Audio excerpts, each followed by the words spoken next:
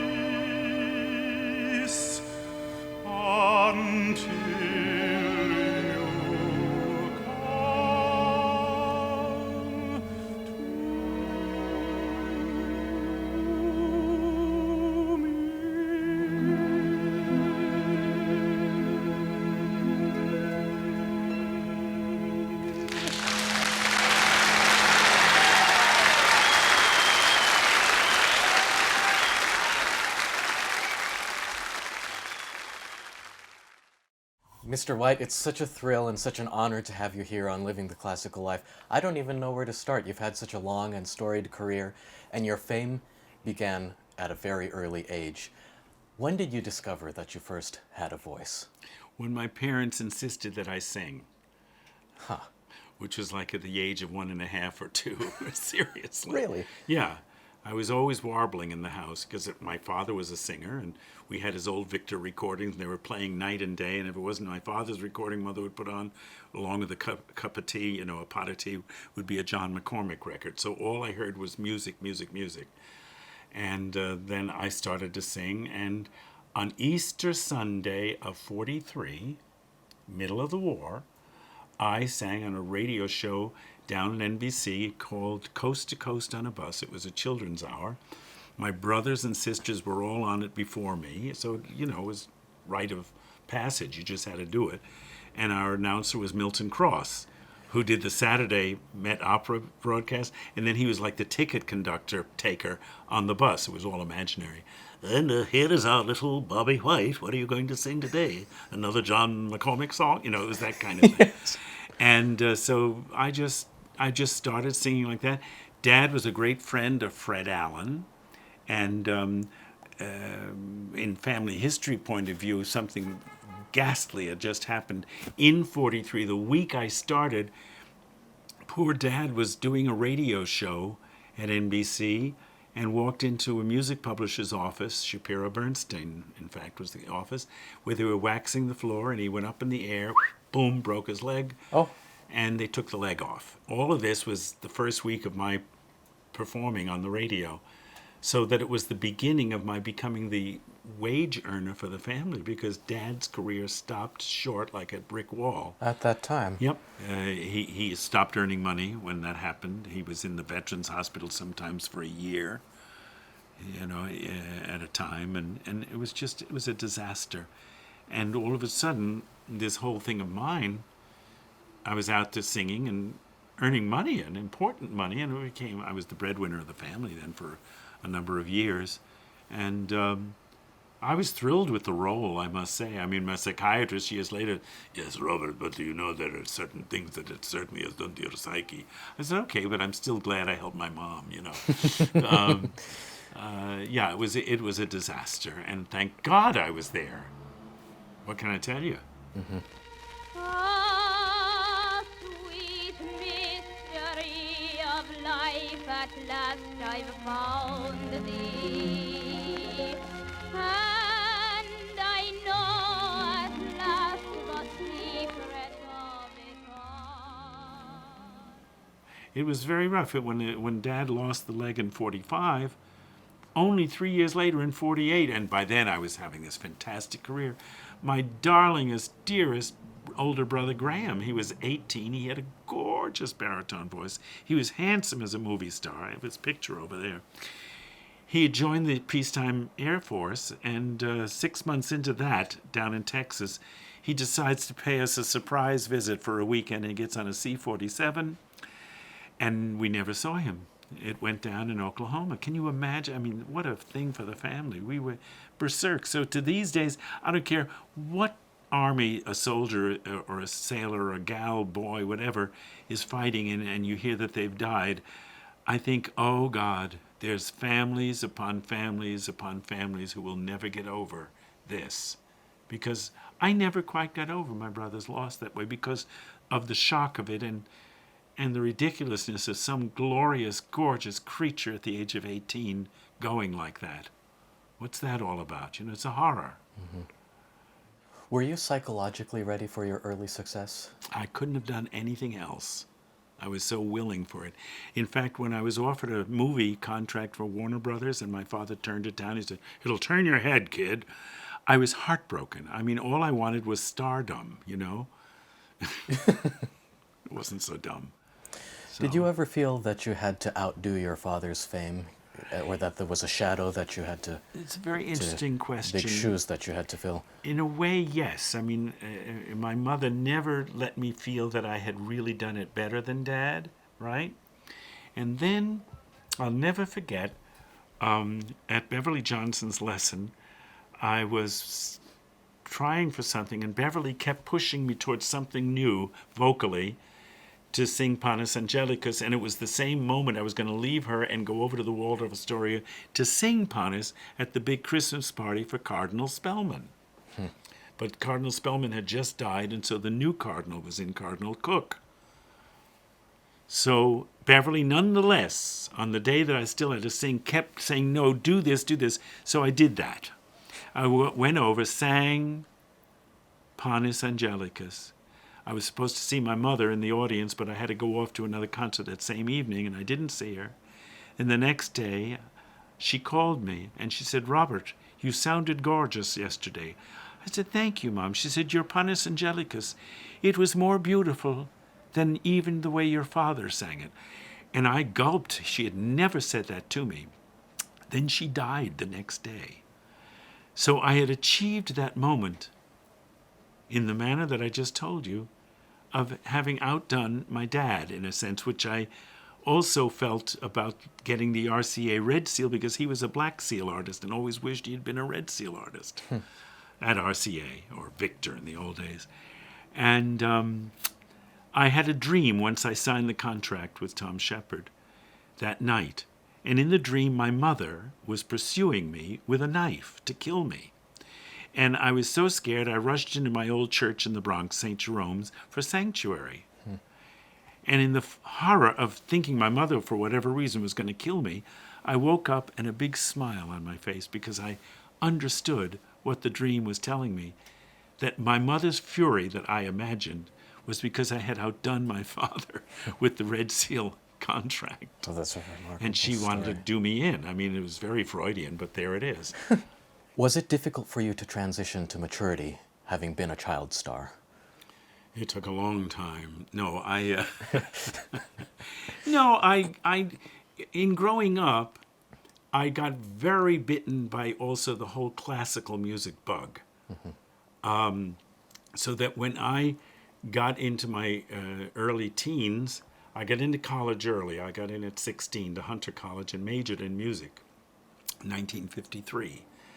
And I was into it. I mean, I was singing Mozart and Bach and Handel like crazy, along with still the Irish songs and the showbiz things like Broadway, Rodgers and Hammerstein and Rodgers and Hart, Irving Berlin. I just kept doing that, and I still do all my life. I have never stopped. And I'm still singing at 79, trying to tell the kids today, don't beat this poor thing into, obsolescence. You're not supposed to sing from your throat. So you had such a long and successful career. What I'm wondering, especially for young musicians trying to make their way today, did you ever have any kind of self-doubts along the way that you had to deal with? Well, I had lots of doubts, of course, because some things came easily and other things didn't, and I would sometimes get discouraged. I had a wonderful voice teacher, Beverly Johnson. She was my main teacher. I auditioned for Juilliard just so that I was already with Beverly, and she was on the faculty. So I went there to get a master's degree, and Beverly arranged that when I walked into the room, the panel of judges, which included her, to sing for my entrance exam, she was going to be called out of the room for a very important phone call. She didn't want any nonsense about, being there in my behalf or anything. So she stepped out. I went in and I sang, included Les papillons couleur de neige volent paraissant sur l'air, whatever. And she came in, and they said, oh, you don't know what you missed. It was a charming young tenor. He sang some wonderful French and German. You should have heard it. And Beverly said, really, should we have him in? They said, yes. Okay, invite him. And I got in and had a full scholarship at Juilliard. It was the best thing that ever happened. And now I've been on their faculty for 25 years, too. How did you first come to teaching? Beverly told me. I said, Beverly, what is it for teaching? I said, what do I have to do? She said, don't do anything. Just go and teach. She said, and you'll find as you teach, you'll grow into it. So in 1972, it was a low point for me. A lot of the active work had gone down, and there were no jobs in the teaching world that seemed and all that. And I said to Sam Sanders, what can I do?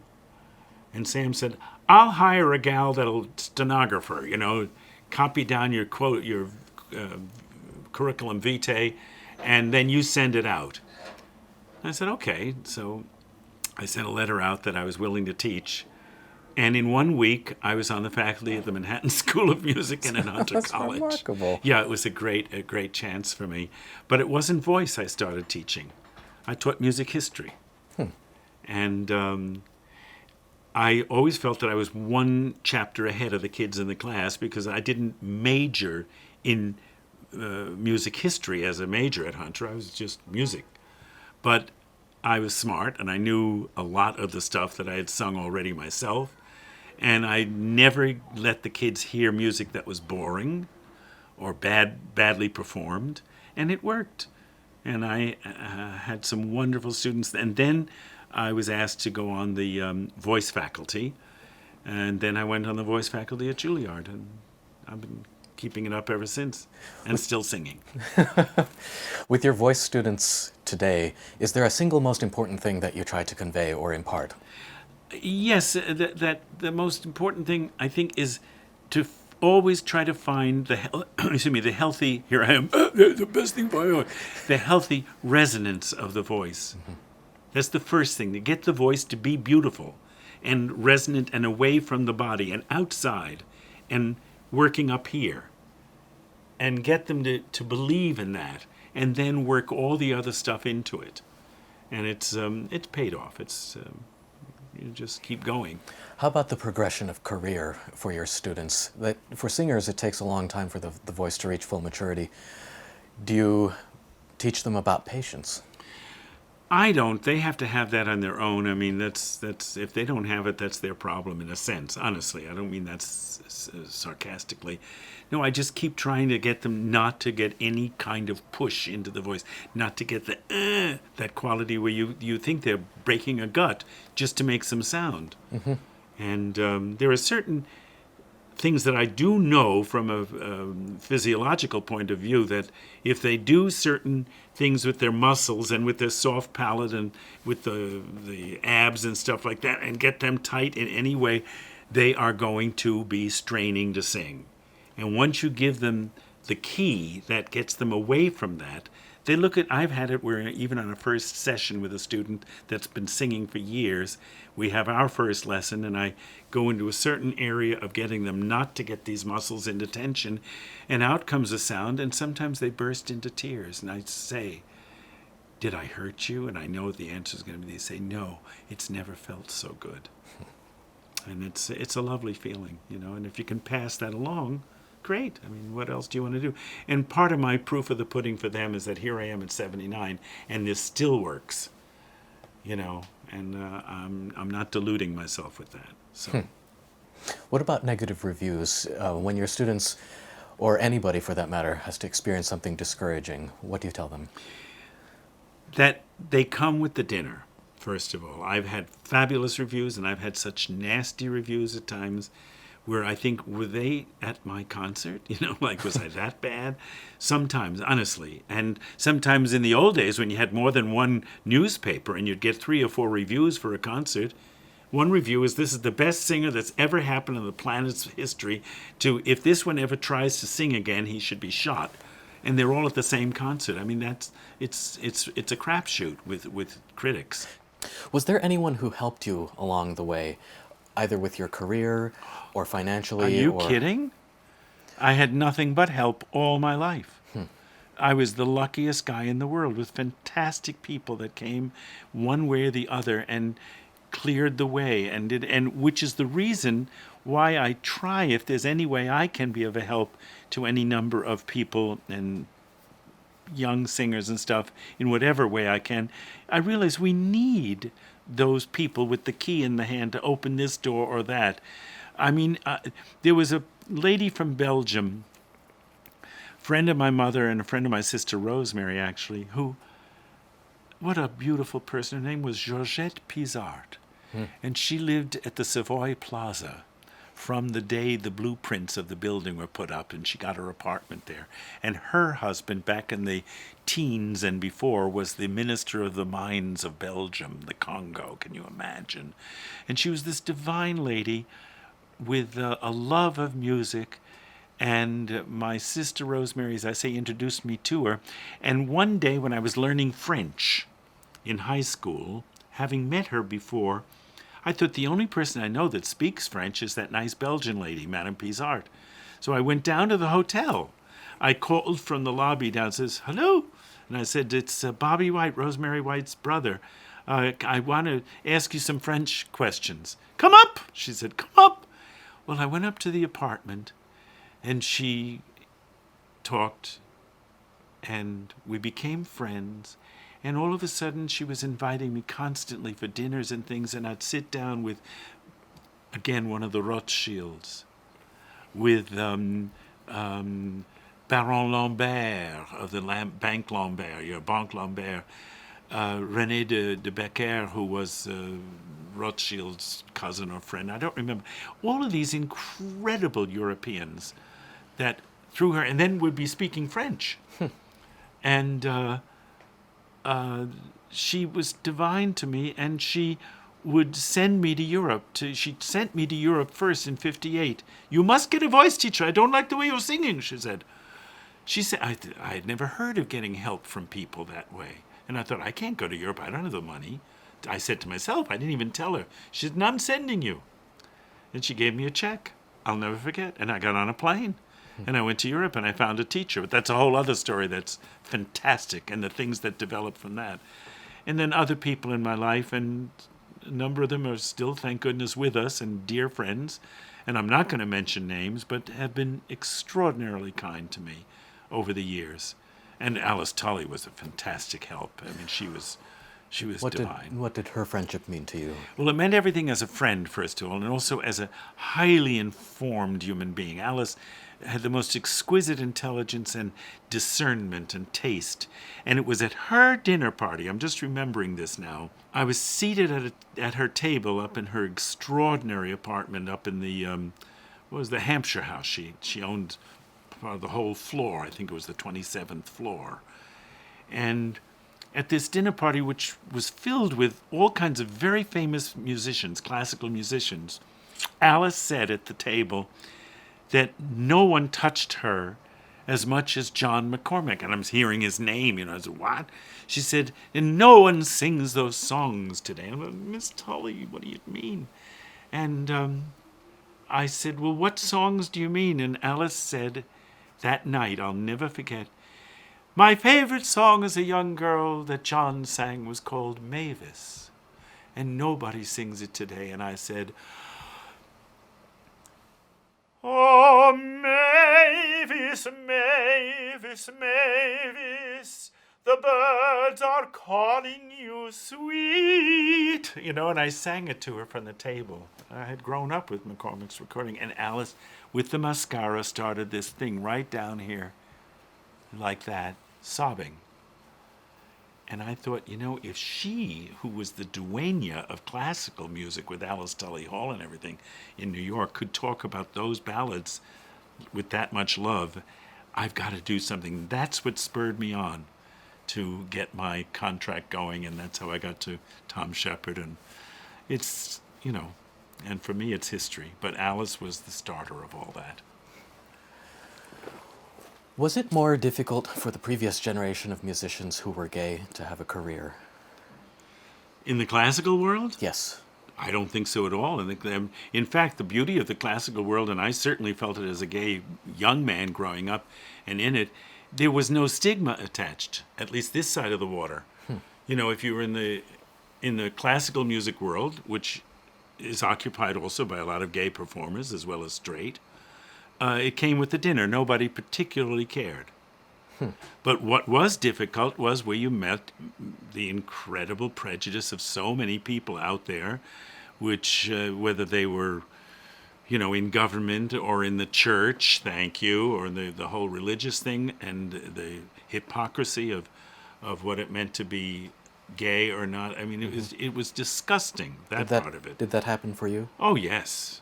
I mean, where I found it a little difficult when I went to England and Ireland back then in, when was it, 76, 77, 78, you couldn't really be out. In the classical world, you could, in a sense, be without announcing it to your audience. But in the otherwise, and I felt the pressure of being in my Irish upbringing, which was very much against it in those days, and in England, and with the kind of audience that my kind of old-fashioned songs, it was not comfortable, but nothing untoward happened. But then one day, I was being interviewed by an Irish lady. I can't remember her name right now. It doesn't matter. She was important in the television days, to sing and be interviewed. And some friends over there said, watch out, this gal makes politicians cry. And I said, well, I'm not a politician. What's she going to say to me? I'm singing. So I go and I sing something, and she says, well, now, Robert, isn't that lovely? And the thing was going out on the BBC like at 5:30 in the afternoon, a big audience. It's just lovely. I want to ask you a question now, Robert. I said, yes. She says, Robert, you're not married, are you? And she sounded just like my mother, who used to wonder, why aren't you married, right? And I said, no, I'm not. And she said, well, Robert, are you an honest man? And I said, oh, my friends were right. I said, yes, I am an honest man, I would say, to the best of my ability. Well, now, Robert, as an honest man, and she started to put the griddle on, to cook me on it. She said, right in front of the camera, and how many hundreds of thousands or a million people in England might have been watching at the time, as an honest man, would you mind telling us just why you're not married? And I'm 45 years of age at this point. My goodness. And I was astonished by the bluntness and the cruelty of the question and the aggressiveness of the behavior. And I said, and don't ask me where this came from, because I've never been religious.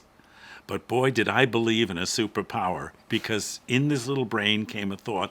And I said, I'm not married for the very same reason that somebody else is married. Wow.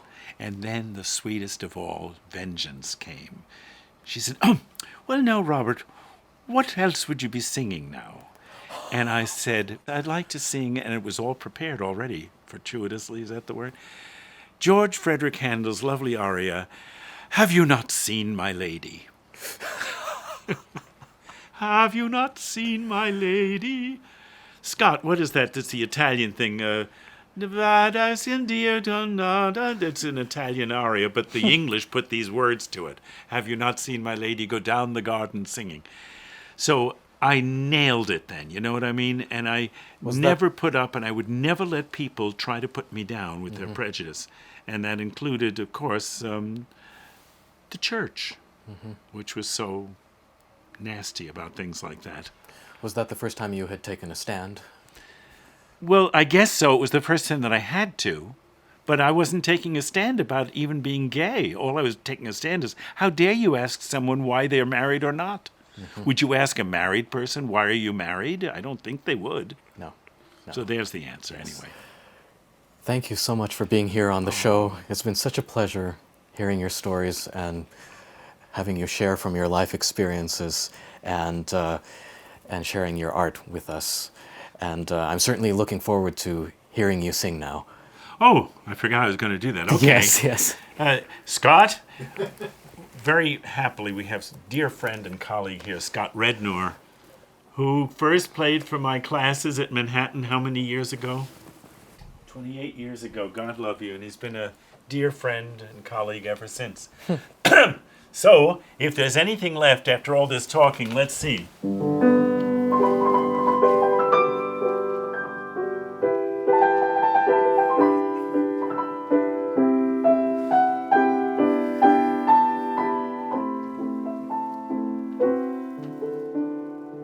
Over the quiet hills, slowly the shadows fall. Far down the echoing vale, birds softly call.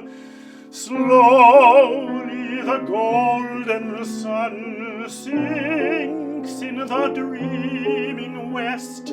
Bird songs at eventide call me, call me to rest.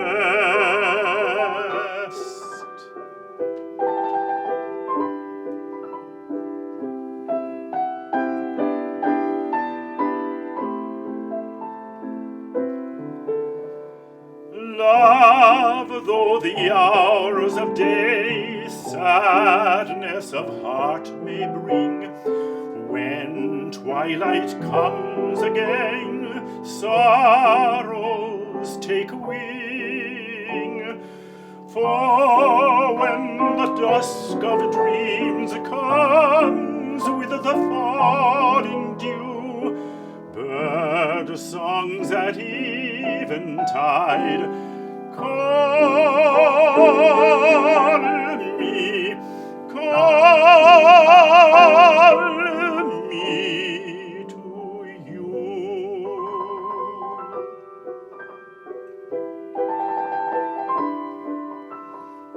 Bird songs at eventide call me, call me to you.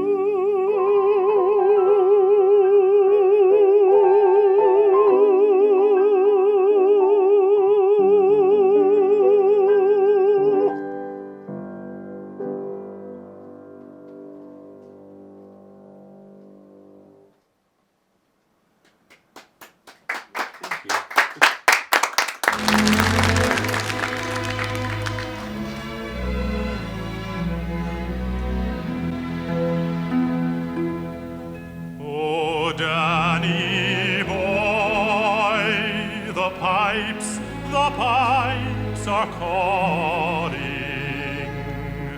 from glen to glen and down the mountainside. The summer's gone,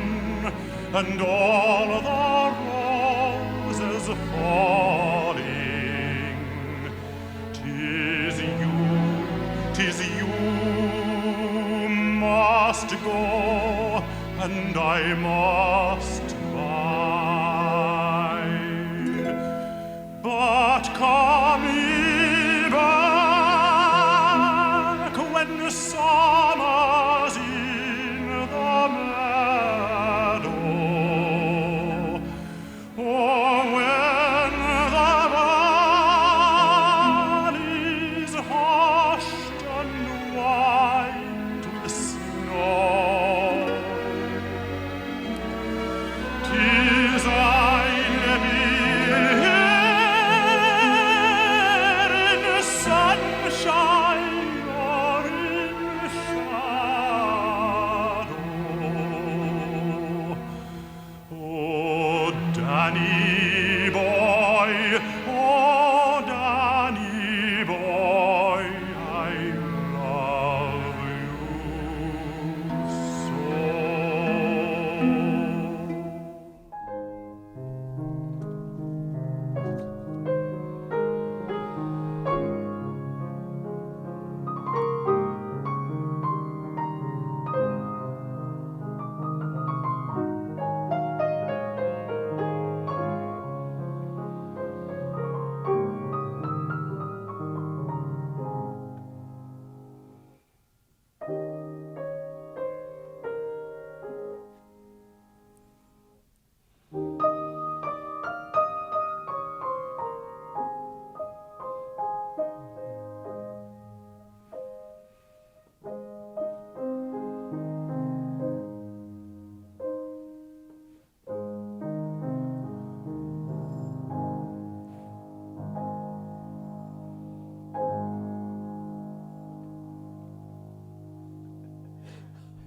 It was fun.